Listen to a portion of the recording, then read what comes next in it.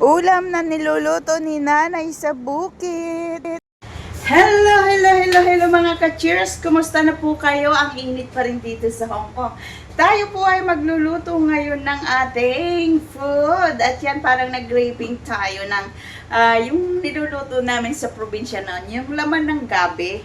Tapos kung ano po yung narito sa fridge na mga gulay-gulay, yun lang po ang aking inilagay. Kaya tara, let's go! Yum!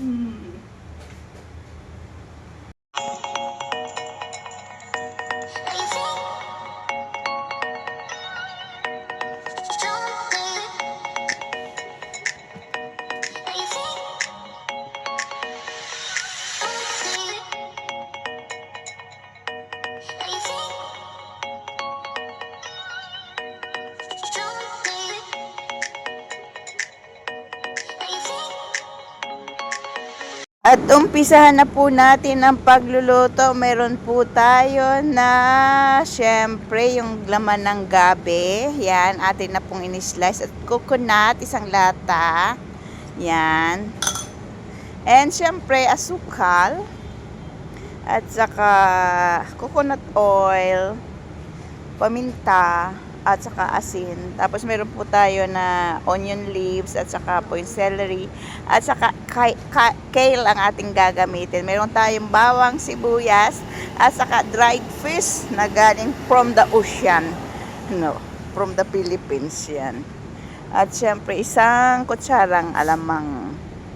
Yan, at syempre kuha na tayo ng kawali. Yan. Kailangan tuyo po ang ating kawali para hindi magtalsikan ng mantika. Maglagay lang po tayo ng mga 2 tablespoon na coconut oil. Coconut oil ang gagamitin natin dahil nga po yan ay may gata. So, para mag-add ng flavors ang ating coconut at ang ating niluluto. At siyempre nililinis natin para hindi naman oily ang ating coconut oil na bottle. At yan, painitin lang po natin. Nakasing inat ang bulkang mayon. Yan. At isunod po natin ang sibuyas at bawang. Kahit na po ano ang mauna, pwedeng sabay. Yan.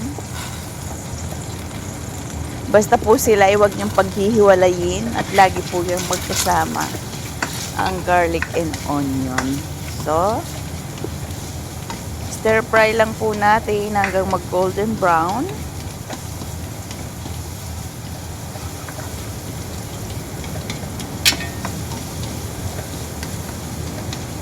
Yan. O diba? Ang bango-bango ng amoy. Amoy niyo po ba? Yan. Bawang at sibuyas pa lang ay diba? Ulam na. Para sa nagtitipid, pwede na yan. Tapos isusunod natin yung laman ng gabi. Yan, i-stir fry po natin para po manuot yung lasa. And then mag-a-add po tayo ng dyan. Pero haluin po natin. Stir fry po natin. Yan, halo-halo lang para hindi po dumikit sa kawali. At yan, ilalagay na natin ang ating salt galing sa Ocean Pacific.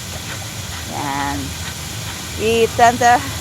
Ano nyo na lang po kung gaano karami. Siyempre tayo mga nagluluto, alam na natin kung gaano karami asin ang dapat nating ilagay. At siyempre paminta, black pepper.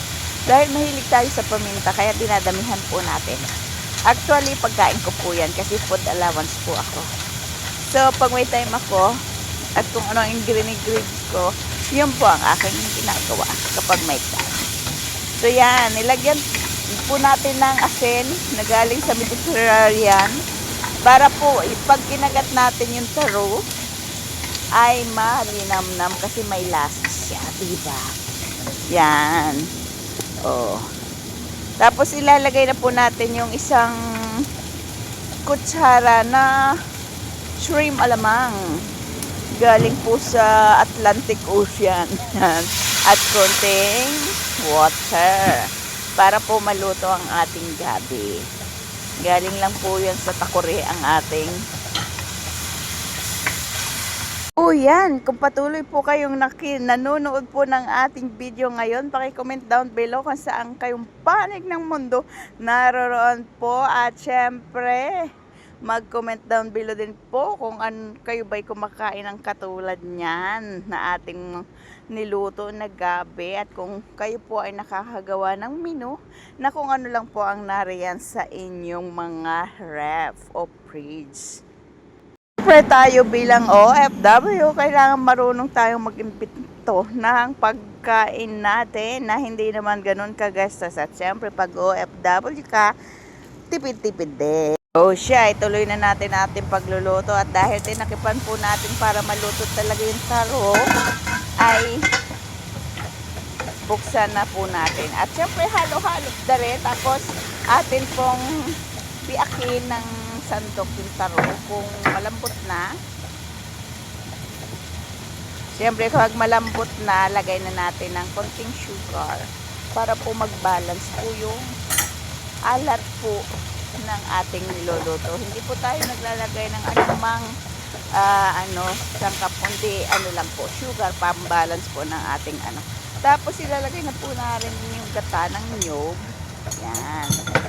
Tapos halo-haluin lang natin para po hindi siya maging lati.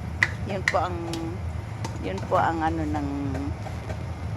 po ang sikretong malupit para po maging malapot ang ating gata sa ating niluluto. At syempre, ilagay na natin ang ating daing na galing pa sa Atlantic Ocean. Para hindi naman puro prito lang ang ginagawa natin sa ating mga daing. At talagang ito ang nilalagay namin noon nung nasa bukid kami. Kasi nga, di ba, pag malayo ka sa dagat, pag malayo ka sa bayan, marami kang daing o tuyo. So, yun ang nilalahok natin.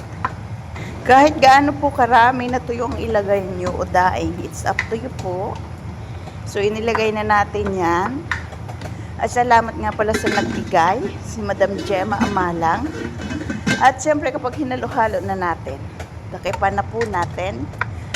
Yan. At time to time po ay atin pong bubuksan at hahaluin para po hindi dumikit ang ilalim at mag-amoy sunog. At habang atin pong pinapakuluan at sinisimmer po siya, maglinis-linis na po tayo ng kusina. O kaya ay magsaing na po tayo dahil kailangan natin ng kanin dyan. O diba? Halo-halo lang hanggang maging malapot. At kumunti po ang kanyang sabaw. O yan. Tapos kung hindi kayo sa tansya ng inyong paglalagay, titikman nyo po. Gumamit po kayo ng serving spoon kapag kayo ay tumitikim. Lalo na po kung hindi yan sa inyong pagkain o kumbaga marami kayong kakain, always use the serving spoon. Pero kung sa inyo naman, use the serving spoon pa rin dahil hindi naman lahat yan ay mauubos natin sa isang kainan. At nilagay na natin yung dahon ng kale.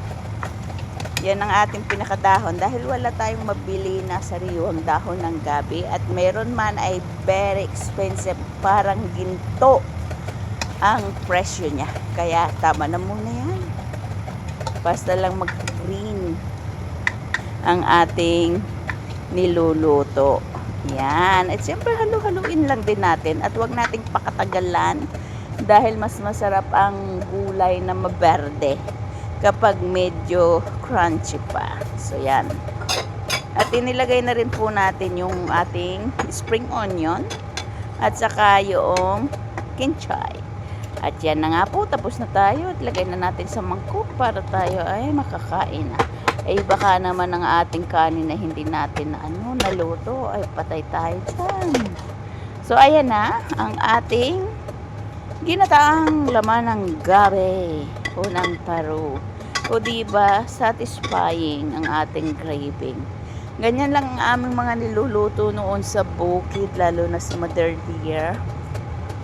Kaya parang na-miss ko ang luto niya. At siyempre nag-iwan tayo ng konting spring onion at kinchay. At nilagay natin sa ibabaw para naman pang garnish at magandang tingnan. At ayan na po ang ating ginataang taro na may tuyo. O diba yummy? Dahil luto ng ating ginataan, ay tingnan na nga natin ang kanin kung atin nga bang na-press para maluto siya. At talagang pinunas na ang damit eh. At ayan na nga, at na-press natin ang ating kanin. 2 spoon ang ating kakainin today. At siyempre kumuha na tayo ng ating ulam. Gulay I mean, yan. Kailangan lahat ng sangkap ay makuha natin. And then, mayroon tayong itlog na maalat na atin pong ginawa. Bali, hindi po talaga maalat na maalat yan dahil ayaw ng aking mga suki ng sobrang alat. So, yung katamtaman lang. At syempre, ang ating kape. Kailangan may kape tayo at may isang apple din para balance naman ang ating kinakain. O, diba? O, subo na. Kuha na kayo ng inyong mga baho dyan. At kain na rin kayo. Ah, diba? Nainitan. Ay kaluto lang ng kanin ay hindi hinipan. Ay sana paso. O, diba? Tuloy-tuloy na ang kain ni Madam Chair. Kayo ba gusto kumakain rin ng ganyang pagkain? O, diba? At saka iinuman ng tamtaman lang ang init ng kape at baka naman mapaso. O, diba? Ubos na ubos. Wala eh. At yan, nagtira tayo ng para sa kinabukasan ng kanin at saka ng ulam dahil bukas ay magiging busy tayo. At syempre yung apple hindi natin na nakain dahil busog na busog tayo at talaga namang ubos ang diba? Busog na busog daw siya. Kaya hindi na niya nakain ang apple. At ubusin na niya ang kape para naman maayos ang ating lusog-busog na mga ka-chair. Kung inyo pong naibigan ng ating ibinahagi today na ginataang laman ng gabi ay wag nating kalimutang mag-like dyan, mag-heart, at mag-subscribe na po kung hindi pa kayo kaibigan ni Madam Chair. At syempre, huwag natin kalimutang i-hit ang notification bell para po lagi kayong updated sa Madam Chair channel. So, lagi po nating iisipin ang ating katawan, ang atin pong kailangan, lalo na sa mga OFW. Kailangan lagi tayong malakas at hindi nagkakasakit para patuloy po tayong nakakapagtrabaho saan mang panig kayo ng mundo. Para arayo ay patuloy na nakakatulong pinansyal sa ating mga mahal sa buhay, sa ating asawa, anak, kapatid, lalong-lalo na sa ating mga magulang. Kaya lagi niyo pong iingatan na ang ating katawan, ang ating puhunan, at kapag po may nararamdaman, huwag niyo pong babaliwalain at kailangan magpatingin kayo. Mabuti na po yung alam niyo po ang atin pong nararamdaman o ang ating katawan. So, gagawin. So, that's all for now mga ka-cheers. At syempre, lagi po nang manonood ng ating mga vlog. See you next time. Bye!